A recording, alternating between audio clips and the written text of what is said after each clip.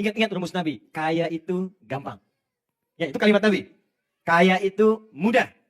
Yang sulit bagaimana mengelola kekayaan supaya Allah ridha. Oke, sekarang kita mulai. Waktu saya terbatas sedikit lagi. Sekarang saya turunkan ke sini. Ya, teman-teman, sekarang bagaimana Allah mengarahkan kita untuk berusaha sampai mendapatkan level yang tadi kita harapkan. Pertama, kita masuk dulu turunkan ke Quran surah ketiga ayat 14. Paling kanan agak ke bawah sedikit di mushaf standar. Zuyyina lin-nasi hubbus syahawati minan nisa'i wal banina wal qanatiril muqantarati minadh dhahabi wal fiddati wal khailil musawwamati wal an'ami wal harth. Ada ayatnya? Baik. Ini sama dengan kita semua. Zuyyina lin-nas, nas umum. Masih ingat tadi terjemahan kita?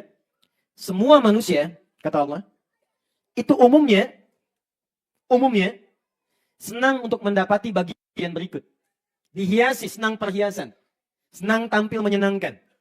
Dengan bagian-bagian berikut. Pertama, kecenderungan manusia senang berkeluarga. Di hubbus syahawat di sini, itu maaf, jangan diartikan laki-laki ke perempuan saja. Termasuk perempuan ke laki-laki. Karena kecenderungan berkeluarga, itu dari dua arah. Jalannya ta'aruf. Ya, tak kenal maka ta'aruf, bukan tak sayang. Ya. Anda kenal istri tetangga kan tidak harus sayang. Ya. Tak kenal maka ta'aruf. Baik, pertama, manusia senang berkeluarga. Kalau sudah berkeluarga, ada pasangan, ada keturunan, maka cenderung kemudian mengarahkan pola hidupnya untuk mendapatkan kemapanan dan kenyamanan dalam hidup. Apa diantaranya? Dia ingin menaikkan status sosialnya. Maka dia akan mencoba memaksimalkan tenaga usahanya. Pertama, awas fokus baik-baik. Hubbus syahawati minan nisa'i wal banin wal qanatiril muqantara. Mengoleksi harta benda, menambah kekayaannya di aspek-aspek berikut. Sekarang perhatikan baik-baik. Rahasia besar kepada kita, kalau Anda ingin mendapatkan fokus aspek kekayaan yang melimpah, qanatiril muqantarah, di koleksi kekayaan yang banyak, koleksi kekayaan yang luas, hidupnya lebih mapan, harta meningkat, maka ada beberapa passion yang bisa kita dapatkan dari situ. Dari sini kita wujudkan dengan wirausaha yang mungkin kita bisa hadirkan. Satu, ada aspek di bidang mineral terkait dengan barang tambang, emas, perak, dan sejenisnya. Ini prospektif. Tapi mohon maaf ya, jangan dilihat emasnya. Ada ulama yang menerjemahkan emas di sini adalah kalau Anda ingin usaha, kalau Anda ingin bekerja, maka coba cari passion pada bidang yang punya nilai intrinsik di dalamnya. Emas itu dulu bukan hanya sekedar jadi bahan galian. Anda menggali menemukan bagian dari mineral. Ya, misalnya mohon maaf, temukan emas, temukan perak, sekarang ada uranium, ada nikel, ada macam-macam sejenis dari sini. Tapi yang paling menarik, emas itu dulu diberikan arahan banyak oleh Nabi, isyarat yang sangat banyak dalam hadis, sebagai barang yang punya nilai intrinsik tinggi. Artinya apa? Kalau Anda ingin coba cari peluang-peluang usaha, yang dengan usaha itu di dalamnya punya nilai yang tinggi. Yang nggak putus pada masa itu saja. Tahun depan nilainya bisa naik lagi. Tahun depan bisa berkembang lagi. Tahun depan punya nilai lebih daripada sekarang. Coba sekarang dari mata uang saja, Anda bandingkan ya. Nabi mengajarkan kita untuk bisa bertransaksi dengan emas. Sekarang bandingkan dengan uang kertas. Contoh saja. Contoh. Kertas, itu kan nggak punya nilai intrinsik. Secara ekonomi ya kertas kalau disobek selesai. Karena itu di dalam sistem ekonomi, Bang Sandi lebih paham, itu selalu mengalami penurunan. Kalau saya ceritakan lebih dalam tentang sejarah uang kertas, mungkin bakal pada kaget. Tapi saya simpan dulu. Ya. Jadi dulu kan pakai emas. Kemudian dicoba untuk kertas, untuk memonopoli nilai ekonomi dunia. Tapi secara singkat saya ingin katakan, kertas dibandingkan dengan emas itu nilainya sangat kecil. Sehingga ketika dia dijadikan sebuah nilai pertukaran, seakan-akan barangnya makin naik, padahal nilai uangnya diturunkan. Barangnya tetap. Coba Anda beli kambing misalnya, 2 tahun lalu dengan kambing sekarang, nilainya pasti beda. Kambing sekarang lebih mahal dibandingkan kambing 2 tahun lalu. Tempe 5 tahun lalu lebih mahal dibandingkan tempe sekarang. Padahal tempenya itu aja. Keratnya segitu, jumlahnya segitu, besarnya segitu. Tapi kenapa kemudian menjadi mahal? Ternyata bukan tempenya yang mahal, tapi uangnya yang nilainya diturunkan. Kertasnya yang diturunkan. Jadi dengan menggunakan kertas itu bisa diatur. Sekarang kalau pengen naik, kalau pengen turun. Tapi emas tak bisa. Naik terus, naik terus, naik terus. Nah poinnya, kalau Anda ingin usaha, jangan lihat emasnya. Cari pokok usaha yang kira-kira bisa berkembang nilainya sampai kapanpun dia naik bukan turun. Misal, Anda cari misalnya di bidang tanah. Anda bergerak di properti. Atau Anda misalnya di bagian teknologi. Ada yang bikin misalnya, di bagian softnya, perangkat lunaknya. Ada di bagian hardware-nya, dikembangkan lagi ke depannya. Bagian pertama kata Quran, kalau Anda ingin mencari bidang usaha, maka cari objek yang nilainya bisa berkembang terus di masa depan. Paham bagian pertama? Satu. Saya agak cepat ya. Dua. Wal khailil musawwamah. Wal khailil musawwamah. Di situ diartikan apa? Kuda tunggangan. Khail, teman-teman, khail itu bukan kuda biasa. Kuda yang digunakan sebagai alat transportasi zaman dulu. Di Ferrari-nya dulu, zaman-zaman dulu, zaman jahiliyah, zaman Nabi, sampai ke keemasan Islam di masa lalu, Ferrari-nya itu ya kuda. Makanya sekarang Ferrari disebut apa? Kuda? Kuda jingkrak. Bukan kuda Islam. Itu kuda. Khail itu kuda tunggangan. Jadi kalau ada orang miara kuda dulu, orang-orang hebat itu, orang-orang kaya, salah satunya orang yang punya kuda berkualitas. Dalam bahasa Arab, kuda spesial, musawamah itu spesial, yang punya tanda terpilih. Kuda spesial, tunggangan spesial, itu orang yang hebat pasti punya kuda yang paling bagus. Tunggangan yang paling hebat. Apa itu? Khail. Nah, orang yang kalau pengen usaha cepat, dia dari kecil miara kuda. Pakan kudanya, pilihan kuda terbaiknya. Bahkan sampai sekarang, maaf ya, ada orang yang mengabadikan pakan kuda ini, sampai kemudian dimatikan benihnya di Amerika. Dan diambil dari Quran. Namanya khotbah. Khotbah. Wa zaituna wa nakhla. Ya, khotbah itu asalnya pakan ternak. Sekarang disebut alfalfa. Khotbah ini, dulu orang Persia memberikan ternaknya, ya, maaf, kudanya dengan pakan ini itu tumbuhnya luar biasa, jenis kudanya bagus, larinya juga kencang, keberaniannya tinggi. Dibawa oleh Tariq bin Ziyad ke Spanyol, ke Andalusia. Disebarkan, dibawa pakan ini. Ketika kemudian umat Islamnya lalai dari situ, bertransformasi peradaban dibawa ke Eropa, Islamnya mulai tertinggal, makan pakan ini dibawa kemudian, diriset. Ada yang ke Brazil, ada yang ke Amerika, ada yang ke Spanyol. Makanya sampai sekarang kuda-kuda Spanyol itu bagus. Tapi sebetulnya yang paling menarik, pakan kuda, benih kuda, bibit kudanya dibawa sampai dengan dijual, yang harganya sangat mahal itu bagian dari lahan usaha yang diisyaratkan oleh Al-Quran. Sekarang bertransformasi ke dunia otomotif. Orang kalau bawa kendaraan kan butuh alat kan? Orang kalau mau bepergian kan butuh alat kan? Dia butuh sepeda, butuh motor, butuh mobil dimodifikasi lagi, ragamnya bisa banyak. Kata Quran, kalau Anda ingin bekerja dalam usaha yang mempercepat harta Anda kemudian bisa banyak di situ, salah satunya bisa pilih. Anda bisa berkarya di dunia otomotif atau yang terkait dengan itu. Yang setiap kebutuhan pasti dibutuhkan. Bisa Anda bagian spare part-nya, bisa rangkai mobilnya, bisa ke sistemnya. Nih, sekarang saya share ya, Anda bisa buat di sini. Saya jarang bagi ini. Misal gini, sekarang kan muncul kendaraan-kendaraan online kan? Ya kan? Ada mobil online, ada ojek online dan sebagainya. Sekarang Anda lihat, pasar paling hebat salah satunya Indonesia kan? Muslimnya berapa? Di atas 200 juta.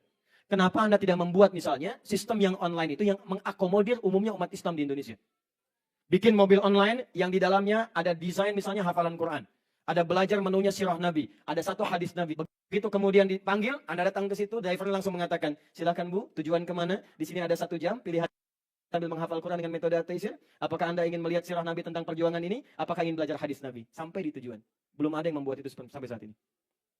Anda ciptakan itu, buat seperti itu, kreativitas demikian, Anda baru masuk kepada medianya. Siapa yang bikin Honda sekarang?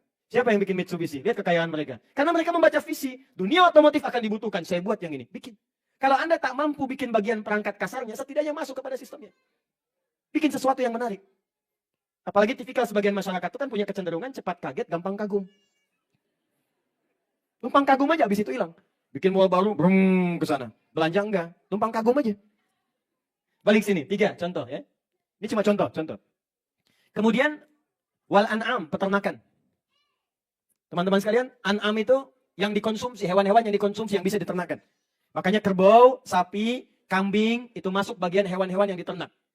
Umumnya disebutkan dengan terjemahan peternakan atau hewan ternak. Tapi prinsipnya adalah sebetulnya Allah ingin memberikan isyarat, ayo, satu lagi jadi bidang yang mungkin kita dapatkan passionnya masuk di kebutuhan pokok manusia. Siapa yang gak makan daging sekarang? Coba lihat. Ada yang makan sapi di sini? Ada. Gede begitu kan? Coba lihat. Berapa kebutuhan sapi di Jepang saja sekarang? Berapa kebutuhan ayam di Indonesia sekarang? Saya punya teman pengusaha ayam. Satu kandangnya 45.000. Ya, 45.000 ayam. Sekarang didesain seperti hotel. Hotel ayam. Ayam nginep di hotel. Suhunya diatur. Oh, makannya diatur. Jam sekian lampu dinyalakan. Boom, makan semua. Dia punya 2 kandang. Berarti ada 90.000.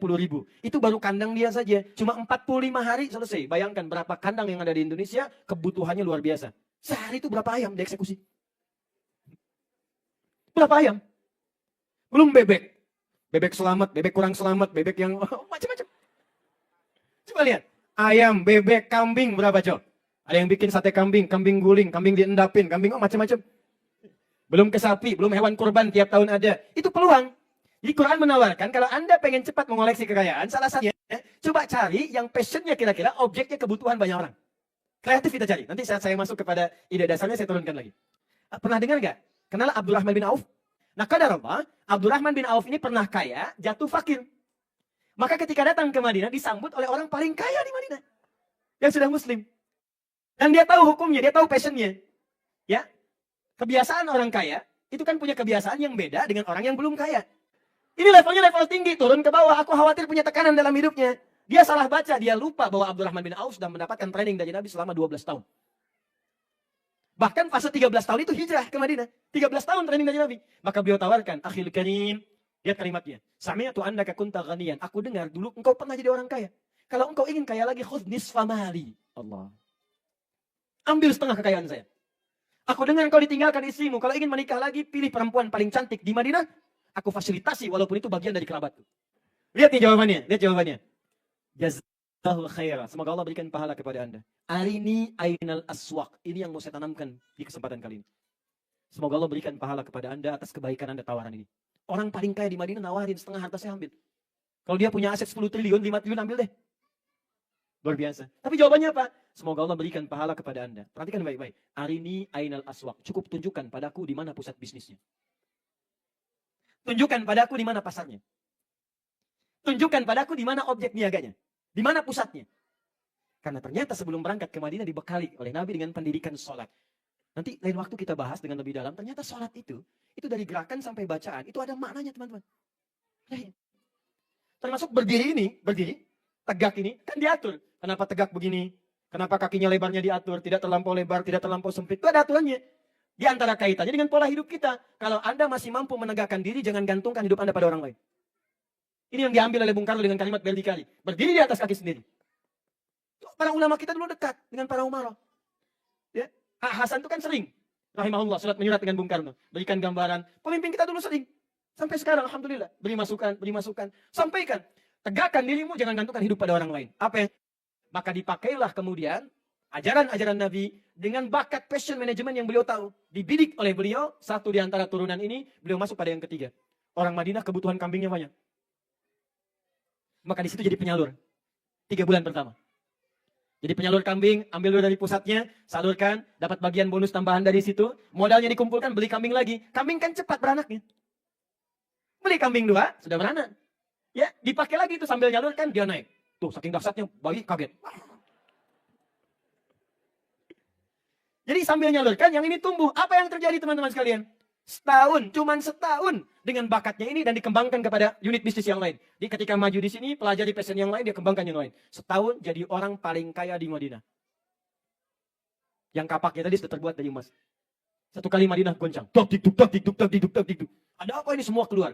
Ternyata di luar sudah ada kafilah 600 unta. Yang di atasnya semua setiap untanya isinya berupa mutiara, emas, perak dan sebagainya. Kalau sekarang 100 truk, di dalam setiap truk ada kumpulan emas, mutiara, perak, macam-macam. 600 truk. Punya siapa? Abdurrahman bin Auf. Begitu Madinah heboh, Aisyah berkomentar radhiyallahu ta'ala anha. Aku dengar Nabi pernah menyampaikan Abdurrahman bin Auf masuk surga dengan merangkak. Merangkak itu maksudnya, maaf, bukan merangkak begini. Ya, hisabnya hartanya banyak. Banyak. Ya, nggak apa-apa, kaya merangkak masuk surga juga daripada miskin gak jelas, kan? Sini. Masuk surga dengan merangkak, maksudnya apa? Scanningnya mungkin agak lama nih, karena banyak. Karena ingin ke surganya cepat, kata Abdurrahman bin Auf, itu yang banyak, itu yang 600, aku sedekahkan semua untuk orang Madinah. Sampai dari situ punya kebiasaan, membebaskan utang, bebaskan ini. Tapi beliau untung aja. Nanti kalau kita mau belajar lebih detail, bagaimana pola usahanya, itu lebih dahsyat. Beliau tidak pernah mau kredit, tunai. Tapi saya nggak mampu, kalau nggak mampu nggak usah beli, ini saya kasih gitu. Dan sekarang yang pakai, teman-teman kita yang dari Cina, rumus itu. Walaupun cuma untung 50.000, 5.000 rupiah, 3.000. 3.000 itu kan untung 1 juta barangnya, kalikan. Itu pola itu dipraktekkan Abdurrahman bin Auf. Ya, saya lompat-lompat sedikit ya. Jadi ini poinnya. Kalau kita bisa lihat lagi yang keempat, sekarang ini kita butuhkan, terutama di Indonesia. Teman-teman bisa riset dari sekarang. Ya. Wal harf. Pertanian, perkebunan. Perkebunan. Kalau ini, maaf ke hewani, ini kena bati. Ini pangan, ketahanan pangan. Sekarang semua negara ingin bergerak ketahanan pangan. Kalau Anda mau riset, Anda keluarkan ayat-ayat Quran. Ini sekarang kami sedang mengembangkan riset di Indonesia. Beberapa riset yang dikeluarkan dari Al-Quran dikembangkan dan itu sangat bermanfaat. Salah satunya ke pencapaian wirausaha ini. Teman-teman, di Quran itu ada banyak ayat yang memberikan kepada kita isyarat akan kebutuhan manusia. Saya mau tanya gini, yang menciptakan manusia siapa? Allah. Sekarang Allah kasih informasi, ini kebutuhan pokok manusia. Dikasih informasi 15 abad yang lalu, kenapa nggak kita kumpulkan sekarang? Dan ternyata sekarang sebagian orang ngembangkan, dan yang ngembangkan kebanyakan non-muslim, kita yang punya teorinya. Tapi jangan salahkan teman-teman non-muslim, karena mereka mau ngembangkan. Itu kompetisi, kita yang harus bergerak untuk meriset, kembangkan lagi. Nggak ada masalah di situ. Tuh sekarang, mohon maaf ya, apa yang paling dibutuhkan makanan pokok sekarang di komunitas masyarakat kita? Ya, kita mungkin beras. Lihat teman-teman sekalian, kebutuhannya kan didorong oleh syariat agama. Ada kebutuhan zakat, ada kebutuhan untuk Idul Fitri, ada zakat fitri. Pasti yang diambil makanan pokok. Itu baru zakat. 200 juta orang mau zakat dari makanan pokok. Apa Anda kira beras akan bertahan? Kenapa Anda tidak coba kembangkan kurma? Saya share satu ayat dengan kakak saya, dia riset kurma. Dia kerjasama dengan kawannya peneliti di sebuah kampus. Dia kemudian datang ke Thailand, dia kembangkan sampai sekarang jadilah kurma tropis itu. Di Indonesia. Cuman sebagian ada yang salah menggunakan. Itu tadinya riset dari Quran. Ada isyarat di Quran, di jenis kurma yang seperti, karena kurma banyak. Ada kurma misalnya yang setengah matang disebut balha. Ini kegunaannya begini. Ada kurma rutob. Ya, kurma rutob ini sering salah persepsi. Sebagian orang hanya tinggal dimakan untuk menambahkan daya glukosanya saja, untuk menambah energi. Padahal kurma ini bagus untuk ibu yang sedang mengandung. Ya, karena mempermudah untuk kelancaran persalinan. Ada yang sekarang dikembangkan. Dahsyatnya kurma tropis, dia tidak mengalami balha, tapi langsung masuk kepada kebutuhan pokok. Jadi begitu dia didapatkan, gak usah dimasak lagi, itu langsung buahnya seketika jadi makanan pokok. Dia gak melewati proses balha. Tuh, riset. Belum ada yang lainnya lagi. Di poinnya apa? Kalau Anda ingin mendapatkan poin-poin tertentu sebagai bagian dari inspirasi untuk berwirausaha, kata Quran, cari bidik komoditi-komoditi yang sekiranya banyak orang membutuhkannya. Bikin visi yang dalam, buat visi yang jauh. Nah ini baru sampai contohnya. Setelah passionnya didapatkan, Anda pilihkan, maaf, saya ingin bergerak di bidang ini saja. Baik di barang tambang atau mineral. Air saja sekarang lihat. Sekarang pertentangan di bidang air sudah tinggi sekali. Di pasal 33, ya, bumi, air, dan isinya dikuasai oleh negara, dan diperuntukkan ya sebesar-besarnya untuk kemaslahatan bangsa atau masyarakat. Sekalian kan, maaf ya, bumi, air, kenapa air disebutkan di situ? Bagian mineral. Dan air porsinya banyak disebutkan dalam Al-Quran dibandingkan dengan daratan. Sekarang siapa yang bikin air kemasan tuh? Coba Anda bayangkan. Kenapa Anda tidak bikin misalnya, Masya Allah, air Ar-Rayyan. Ar-Rayyan itu kan pintu bagi orang puasa. Maksudnya kalau mau buka pakai air ini. Bikin teknologi Anda. Kembangkan lagi. Anda bikin pakaian. Orang sholat pasti pakai pakaian. Sarung. Bikin sarung. Anda bikin terapan sekarang. Sarung anti banjir. Maksudnya bagaimana kalau banjir naikin ke atas? Pokoknya Anda carilah. Ya. Dari sini ya mau yang mana passion yang mau Anda gerakan. Apakah yang di bidang ini, apa otomotif, apa yang pokok-pokok, intinya yang orang banyak butuhkan, yang mempercepat sekiranya ketika Anda geluti itu, pundi-pundi kekayaan bisa bertambah, harta Anda bisa bergerak dengan cepat. Bidang itu bisa dikembangkan jadi unit-unit yang lainnya. Nah sekarang, kalau passionnya sudah ketemu, bagaimana cara memulainya? Saya agak cepat sedikit ya, saya tinggal 8 menit lagi. Saya cuma dapat 90 menit, ya jadi kalau agak kurang, panitianya sebelah sana tuh. Saya agak cepat, lihat sini. Nah ini tahapan yang paling pentingnya. Ustaz saya sudah pilih. Saya akan bergerak di bidang yang ini saja. Saya yang ini saja. Saya yang ini saja. Saya yang ini saja. Anda silahkan tetapkan dari sekarang. Sekarang setelah ketahuan bagaimana cara menjalaninya. Pelan-pelan. Pindah ke Quran surah 98 ayat 5. Sudah? وَمَا أُمِرُوا إِلَّا لِيَعْبُدُوا اللَّهَ مُخْلِصِينَ. Tidaklah kalian semua diperintahkan kecuali menjadikan sebagai ibadah dengan ikhlas karena Allah. Yang pertama, kalau ingin memulai usaha ini, saya mau tanyakan sebentar. Rizki siapa? Yang punya harta benda siapa? Yang maha kaya siapa? Maka pesan Al-Quran, luruskan dulu niat sebelum bekerja, semua lakukan karena Allah. Nanti Allah akan mudahkan. Sekarang Anda pengen kaya, tapi Anda jauh dari yang maha kaya. Bagaimana bisa dapat kaya? Anda pengen harta, tapi bermusuhan dengan yang punya harta. Bagaimana bisa mendapatkan harta? Karena itu langsung ayat ini nanti ditafsirkan dengan ayat lain yang lebih dahsyat. Itu ada di Quran surah 61 ayat yang ke-10. As-Saff. Quran surah As-Saff. Ayat 10. Sampai 13. Perhatikan, ini langsung disebutkan niaganya, usahanya. Ya ayyuhalladzina amanu. Hei semua orang yang beriman. Ingat, kalau yakin dengan Allah, pengen dekat dengan Allah, maka kunci pembukanya disebut iman pintunya. Makanya semua orang yang yakin dengan Allah, dia bersyahadat dulu. Bukankah kalimat pertama syahadat, asyhadu an la ilaha, yakin dengan Allah. Kalau sudah bersyahadat, disebut beriman. Panggilan Qur'annya berubah dari ya ayyuhan nasu menjadi ya ayyuhalladzina amanu. Perhatikan baik-baik. Ya ayyuhalladzina amanu. Hei semua orang yang beriman kepada Allah. Hal adullukum ala tijaratin tunjikum min adzabin alim. Mau nggak kata Allah, aku tunjukkan pada kalian cara berniaga terbaik yang akan membebaskan kalian dari perasaan sulit yang dalam. Dari perasaan tersiksa ketika menjalaninya. Ini bukan konteks akhirat saja, tapi konteks dunia. Ada orang pengen kaya, tapi cara kerjanya tersiksa. Berangkat gelap, pulang gelap, tuntutan kerja banyak, kadang lembur, kadang stres, begitu stres keluar bikin onar. Capek sendiri. Kadang pelampiasannya ke minuman, pelampiasannya ke kriminalitas, kadang-kadang bawa pisau, tusuk sana sini. Ada yang bikin ini, bikin itu, stres. Kaya memang, tapi tidak menikmati kekayaannya. Kaya memang, tapi tidak nyaman dengan kekayaannya. Makanya tadi saya sampaikan dari awal, Anda itu pengen kaya gelisah atau miskin tapi tenang. Tetap kan pilihannya kaya tapi tenang.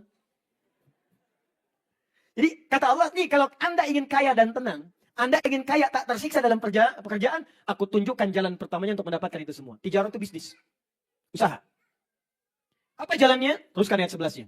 Tu'minuna billah. Kamu yakin dulu dengan Allah. Fokus teman-teman. Yuk kita lihat. Satu. Tu'minun billah. Kerja, usaha pertama. Termasuk di sini berwirausaha. Siapa yang Anda ingin jadi miliuner ke depan atau billionaire bahkan. Ya. From $1 misalnya. To $1 billion company. Dari $1 jadi jutaan atau bahkan miliaran, triliunan ke depannya. Maka jalan pertamanya kata Allah, kalau nggak pengen susah dalam pekerjaan, pertama Anda harus bekerja dengan dasar iman dulu. Satu iman. Secara singkat begini, iman itu yakin dengan semua ketentuan-ketentuan Allah. Kalau sudah yakin, siap menjalaninya. Sekarang saya tanyakan dulu pada semua teman-teman, beriman kita? Yakin kita? Siap menjalankan ketentuan Allah? Dasar pertama kalau ingin kaya dan ringan, kaya mudah, kaya bahagia kata Allah, ikuti dulu semua ketentuanku. Syarat pertama, iman. Kedua, ikuti petunjuk Rasulku. Makanya kalimat setelahnya wa rasuli. Nanti saya turunkan detailnya ya. Nanti Nabi berikan detailnya. Kalau pengen ini, begini. Kalau usaha begini, begini. Tinggalkan yang ini, kerjakan yang ini. Halnya seperti ini. Ada semua lengkap. Kedua, detailnya lihat pada petunjuk Rasul. Oke, sekarang kita turunkan. Bagaimana cara memulai pekerjaan dengan iman tadi? Buka Quran surah kedua ayat 172. Al-Baqarah 172.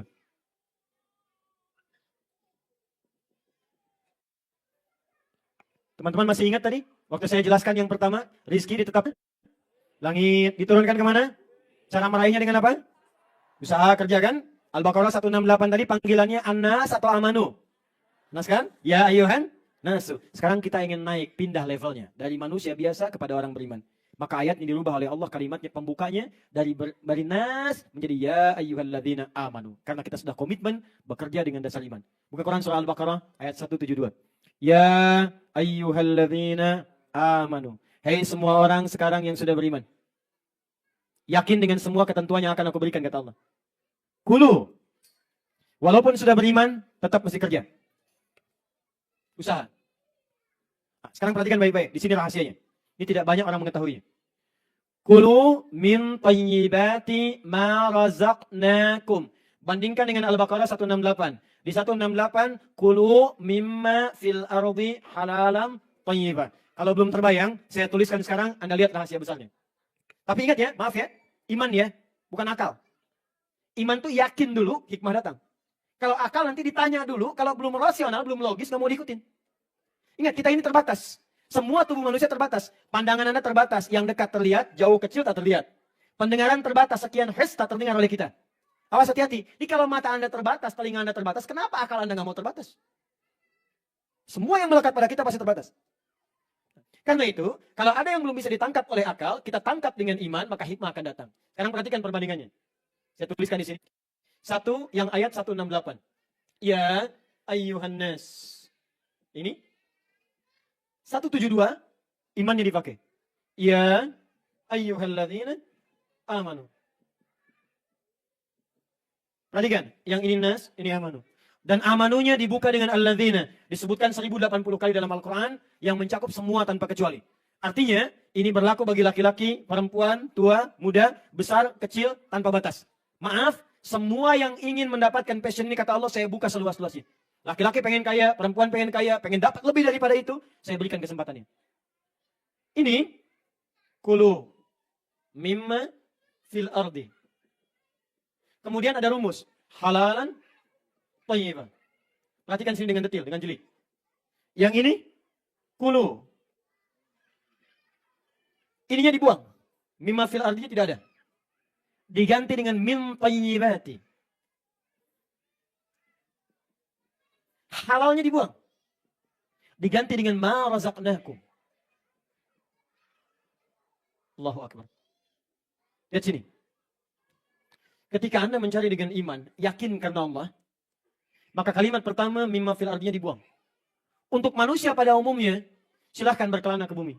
Mencari, bekerja, cari tempat ini, tempat itu. Tapi ketika Anda beriman kepada Allah, benefit pertama yang Allah katakan adalah, saya akan mudahkan rizkinya cepat datang padamu, tidak ingin menyulitkanmu untuk mendapatkan rizki yang kau butuhkan itu.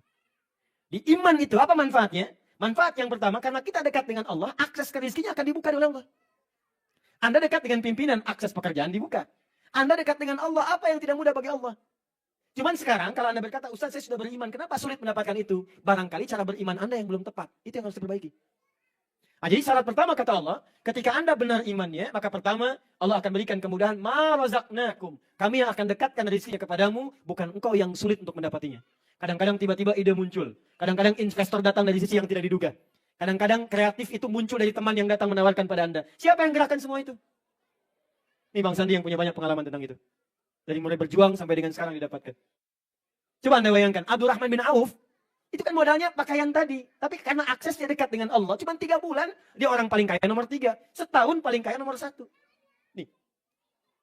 Nah, ciri orang beriman, 1, bagaimana bisa mendapatkan akses cepat itu, ini yang paling menarik. Lihat sini baik-baik. Halalnya dibuang. Ketika iman belum ada, halalnya masih ada. Halalan thayyiban. Legal. Baik. Tapi ketika sudah beriman, halalnya dibuang. Thayyibnya dijamakkan. Min thayyibati ma razaqnakum. Halalnya dibuang, thayyibnya dijamakkan.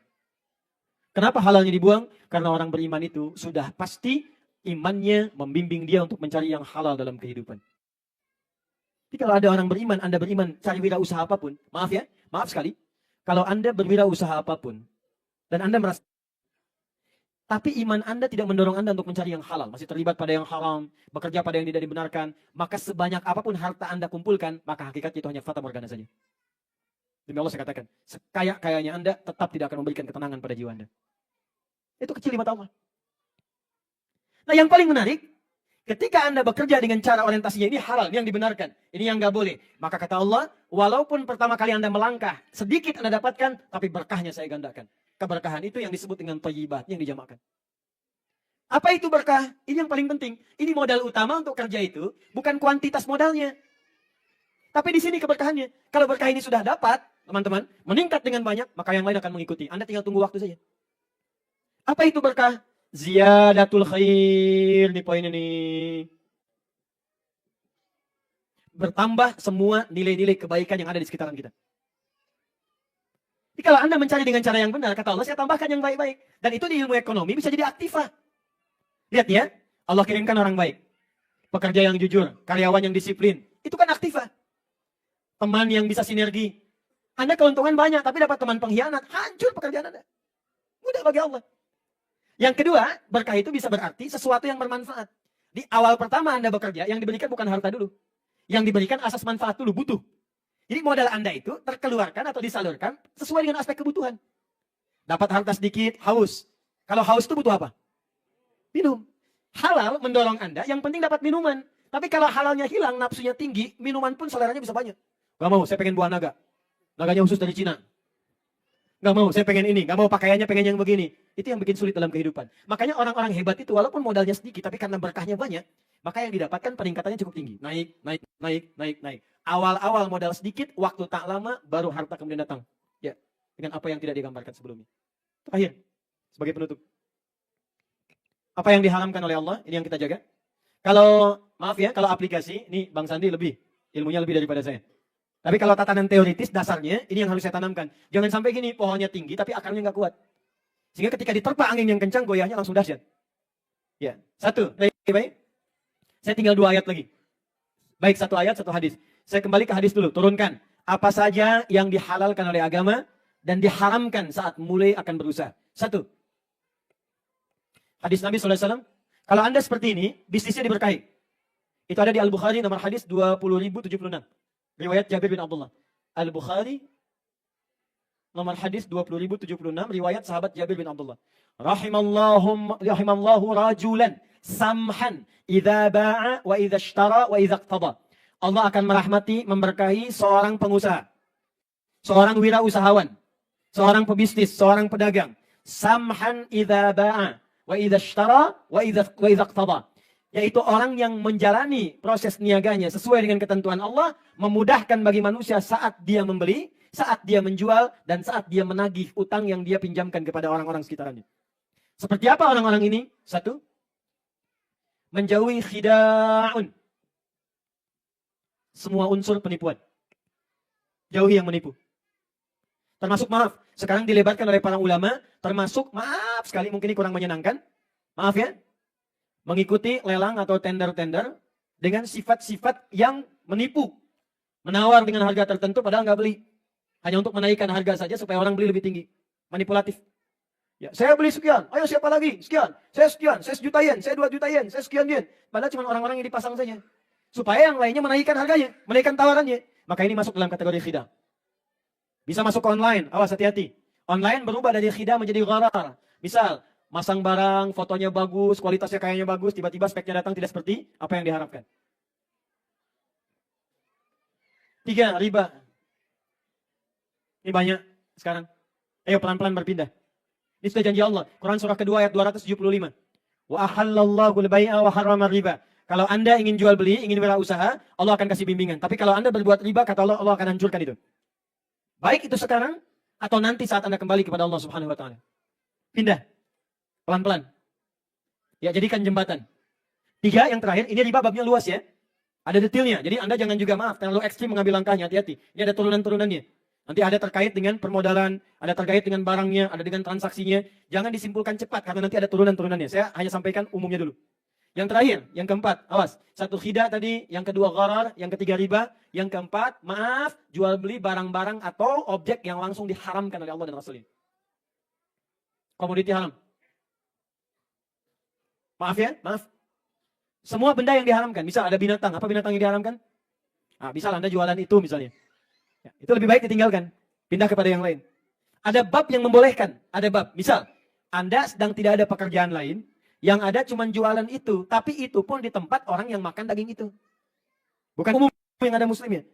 Cuma dalam keadaan yang sangat darurat, gak ada pekerjaan lain. Sebab pasti resikonya panjang. Bersentuhan, megang, melihat, ini najisnya, macam-macamnya dan sebagainya. Menyulitkan Anda sendiri. Anda mau sholat susah, ya bersihnya juga tidak mudah dan sebagainya. Kalau tidak ada pilihan-pilihan lain, hanya itu dulu, maka jadikan sebagai jembatan untuk mencari pekerjaan lain lebih baik. Paham? Maaf, yang diminum apa yang haram? Oh, semua bentuknya. Semua bentuknya, semua bentuk ketika awas, hukumnya haram. Jangan jualan ekstasi, jangan jualan sabu, ya, jangan jualan khamar, jangan jualan yang macam-macam termasuk maaf, baik pengedarnya, peraciknya, penyalurnya, salesnya, macam-macamnya. Selesai. Awas yang sekarang banyak berlaku nih di properti, agen-agen sering khida terlibat di sini. Banyak di sini, gharar. Nawarkan ini, nawarkan sales begini, ternyata tidak seperti speknya. Ya. Janjikan kemudian dengan dealer, ya, dengan leasing, dengan macam-macam, naikkan sekian, padahal ada unsur ribanya misalnya. Ya, kalau Anda pakar matematika, sebetulnya lebih untung bisnis murni dibandingkan riba. Riba itu nggak ada untungnya. Nih lihat ya, Anda jualan pakai riba. Dari 2 juta misalnya, modal. Kemudian dijual. Setiap Anda telat sedikit, dalam jangka setahun bayar, jadi 2.200.000 misalnya. Keuntungan berapa? 200.000. Sekarang Anda jualan kambing, langsung aja, nggak usah pakai ribanya. Walaupun cuma sedikit misal, setiap 1 kambing 1 juta, modal tadi 2 juta. 1 kambing 1 juta, ambil 100.000. Jelas? Baik, sekarang Anda kembangkan itu.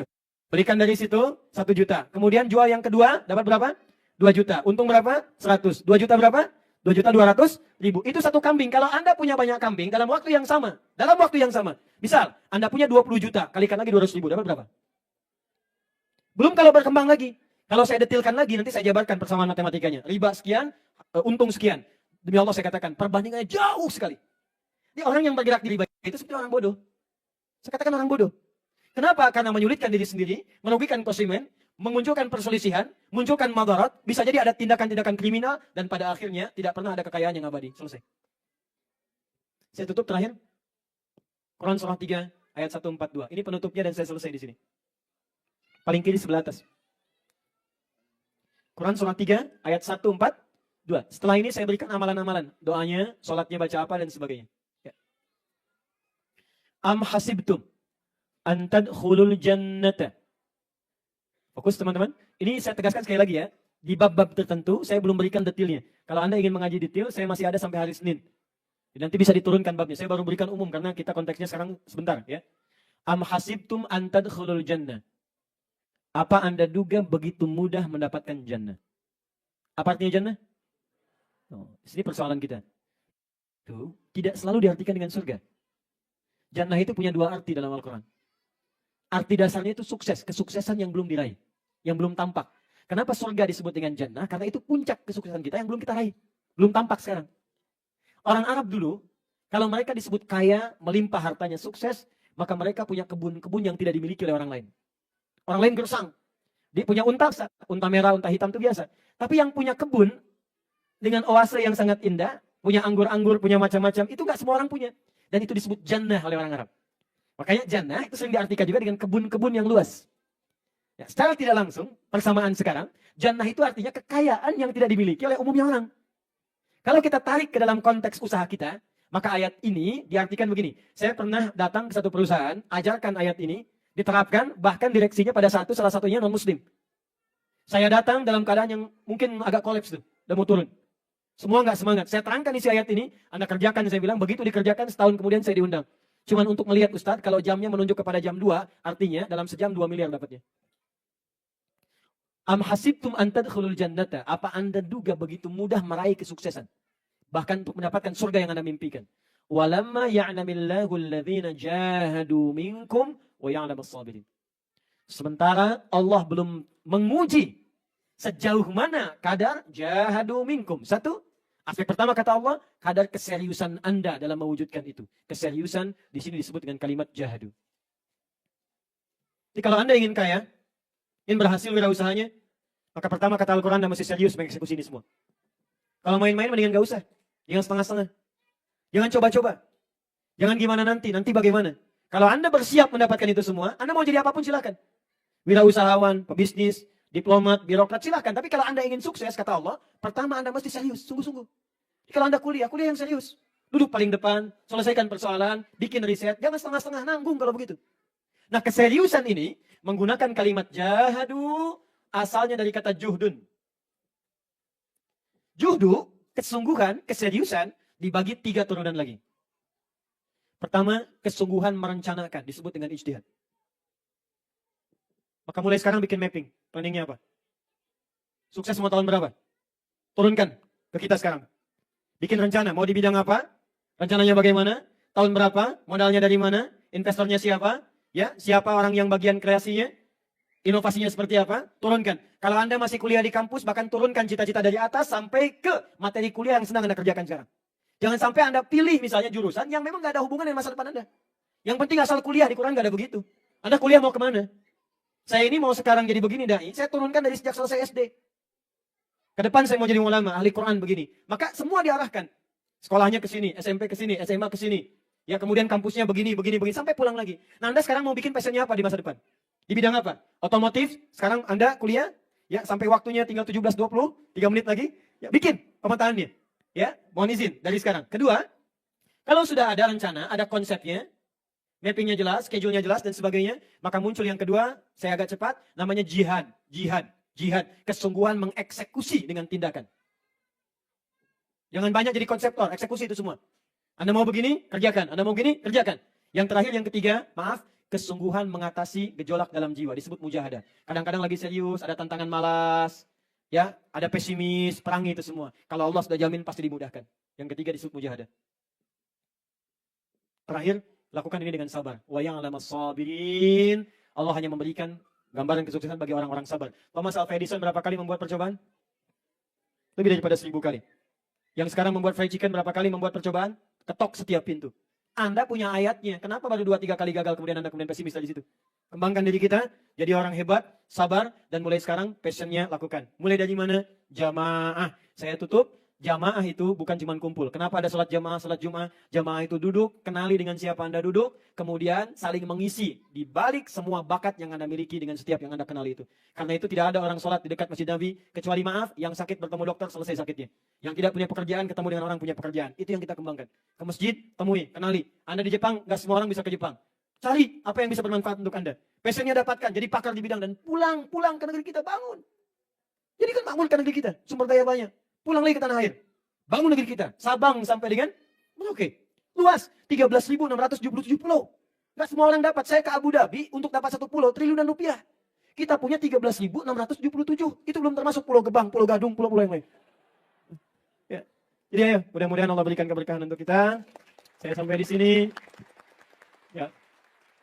Saya cuma motivasi saja, ayatnya sudah saya turunkan, dalilnya sudah Anda dapatkan, janjinya sudah Anda terima, contohnya juga sudah ada, bahkan sebagian yang real juga ada di samping saya, ada Bang Sandi di sini. Dan singkatnya, kita berdoa pada Allah Subhanahu wa taala, semoga dengan apa yang telah kita dapatkan dilancarkan dan dimudahkan oleh Allah Subhanahu wa taala. Baik, sebelum kita berdoa, saya mau tanya kembali, siap jadi kaya? Siap jadi kaya? Siap jadi kaya? Siap jadi wirausahawan yang bermanfaat? Baik, maka saya tutup dengan sebuah ayat. Apa perbedaan wirausahawan yang beriman dengan yang belum beriman? Quran surah ke-28 ayat 77. Wabtaghi fima atakallahu daral akhirah wa la tansa nasibaka minad dunya. Kalau kamu sudah kaya, kata Allah, jadikan hartamu untuk mencari surga yang telah engkau impikan itu. Karena itu Allah turunkan ayat sedekah, ayat infak, ayat zakat, supaya Anda gunakan harta pada yang dibenarkan oleh Allah Subhanahu wa taala. Kalau cuma kaya dan fashion saja, sudah ada korun. Jangan bersaing dengan korun, karena Anda tidak akan menang untuk selamanya. Cukup kita mendekat kepada Allah, kita awali dengan doa. Mudah-mudahan dengan doa ini, semua pekerjaan kita diberkahi dan dimudahkan oleh Allah Subhanahu wa taala.